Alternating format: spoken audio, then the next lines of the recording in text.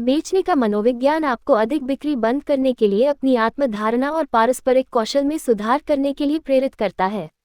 कुछ व्यक्ति अभी पैदाइशी विक्रेता होते हैं। वे बस आत्मविश्वास, संचार और प्रेरक क्षमताओं की आंतरिक मात्रा के साथ आते हैं। एक विक्रेता के रूप में सफल होने के लिए आपके पास या तो सब कुछ है या आपके पास नहीं है। ये सब असत्य है। यथार्थ में हर कोई बेचने के कौशल में निपुण हो सकता है। ये सब सीख रहा है। दुनिया के शीर्ष विक्रेता में से एक आदर्श व्यक्ति है जिससे सीखना चाहिए। उस मेढक को खाओ तथा कोई बहाना नहीं। ब्रायन ट्रेसी के 2 उत्कृष्ट उपन्यास केवल 2 उदाहरण हैं। वह बिक्री के मनोविज्ञान में जानने के लिए आवश्यक सभी चीजों की रूपरेखा देता है। अपनी बिक्री को तेज और आसान जितना आपने कभी सोचा था, ताकि आप अपने प्रतिद्वंद्वियों को पछाड़ सकें और बिक्री के माध्यम से अमीर बन सकें। यहाँ 3 सबसे महत्वपूर्ण सबक हैं जो मैंने इससे सीखे।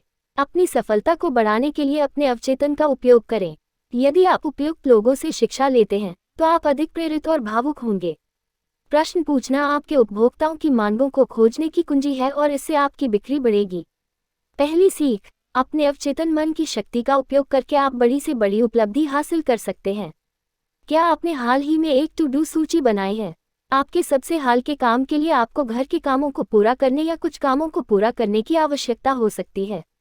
आप शायद इसके बारे में नहीं जानते हो, फिर भी व्यावहारिक रूप से हर किसी की दिनचर्या का ये सरल पहलू विक्रेता के लिए एक शक्तिशाली प्रेरक के रूप में कार्य करता है।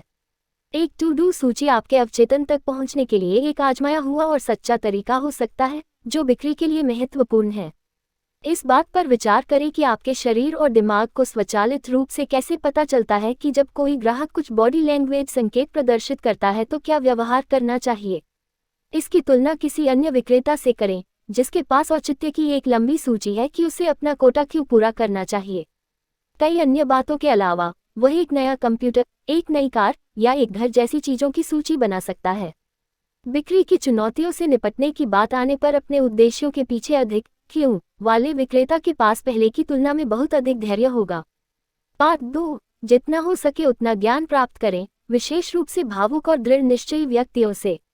अधिकांश लोगों का मानना है कि कॉलेज से स्नातक होने के बाद उन्होंने सीखना समाप्त कर दिया है, लेकिन जो वास्तव में उत्कृष्टता प्राप्त करते हैं वे कभी हार नहीं मानते। वे अपने पेशे के लिए लगातार नए और अधिक प्रभावी तरीकों की तलाश में रहते हैं। सर्वश्रेष्ठ पेशेवर कभी भी सीखना बंद नहीं करते हैं, और यह बिक्री में नौकरियों के लिए विशेष रूप से सच है। प्रतिदिन एक नई चीज सीखने और लागू करने का एक मामूली लक्ष्य निर्धारित करके शुरुआत करें। कोशिश करके देखो, आप इससे और अधिक सीखेंगे, और यदि आप इसे रोजाना अभ्यास करते हैं तो आप तेजी से आगे बढ़ेंगे। इसके अलावा अपनी क्षमता के क्षेत्रों में ज्ञान प्राप्त करने पर ध्यान देना सुनिश्चित करें। यदि आप किसी विशिष्ट विक्रय तकनीक या बाजार में उत्कृष्टता प्राप्त करते हैं तो उसमें महारत हासिल करने के लिए अधिक प्रयास करें। लेखक जानता है कि एक विक्रेता ने अपनी बिक्री को लगभग तिगुना करने के लिए इस रणनीति का उपयोग किया। उन्होंने अपने दैनिक आवागमन पर एक ऑडियो कार्यक्रम सुनना शुरू किया। प्रेरक संदेशों ने आदमी को संगठित करने, अपने कार्य का नेतृत्व करने, खुद को प्रस्तुत करने और आत्ममूल्य रखने की नई तकनीकें सिखाईं। जैसे ही उन्होंने काम करना शुरू किया, उन्होंने यह मूल्यांकन करने के लिए अपने नए ज्ञान का परीक्षण किया कि क्या काम करता है और क्या नहीं। शीघ्र ही वह पहले की तुलना में लगभग दुगनी बिक्री कर रहा था। इस बात से सचेत रहें कि आपके आसपास के लोगों का रवैया आपको कैसे प्रभावित करता है। यदि आप केवल नकारात्मक व्यक्तियों के साथ जुड़ेंगे तो आप मार्केटिंग में उतने प्रभावी नहीं होंगे। दूसरी ओर, प्रेरित और सफल लोगों को खोजने से भी आपको सफल बनने में मदद मिल सकती है।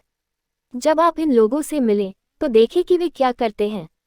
उनसे सवाल पूछें, उनके सुझावों को रिकॉर्ड करें और उन्हें अपने काम में इस्तेमाल करें। 3, बिक्री बढ़ाने के लिए अपने उपभोक्ताओं से सवाल पूछें और उनकी मांगों को पूरा करने के लिए अपनी पिच को संशोधित करें। जब मैं एक मिशनरी था तब हम अक्सर लोगों को पढ़ाने की बात करते थे, ज्ञान देने की नहीं।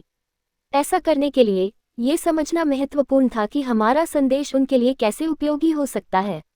लेकिन इसे खोजने के लिए हमें उनसे बात करनी पड़ी और उनकी आवश्यकताओं के बारे में जानना पड़ा। जैसे बेचना, ये है। अपनी प्रतिक्रिया पर विचार करें। यदि कोई विक्रेता आपके प्रश्न पूछने पर केवल उत्पाद पर चर्चा करना चाहता है, वे सुविधाओं और सूचनाओं को खड़खड़ाते हैं, लेकिन वे आपको या आप क्या चाहते हैं यह नहीं समझते हैं। आप बुरा महसूस करते हैं क्योंकि वे आपको दिखा रहे हैं कि वे आपके जीवन को बेहतर बनाने की तुलना में बिक्री करने में अधिक रुचि रखते हैं। इसके बजाय विक्रेता को ग्राहक को होने वाले लाभों पर ध्यान देना चाहिए। प्रश्न इसमें आपकी सबसे अधिक मदद करते हैं। उत्पाद के साथ वे किन उद्देश्यों को पूरा करने की उम्मीद करते हैं?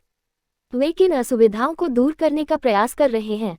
क्या उनके लिए कोई मौजूदा कठिनाइयां हैं जो आप जो पेशकश कर रहे हैं उससे बहुत मदद मिलेगी? लोगों से संबंधित होने और सही परिस्थितियों में सही प्रश्न पूछने की आपकी क्षमता आपको उनकी आवश्यकताओं को पूरी तरह समझने में मदद करेगी।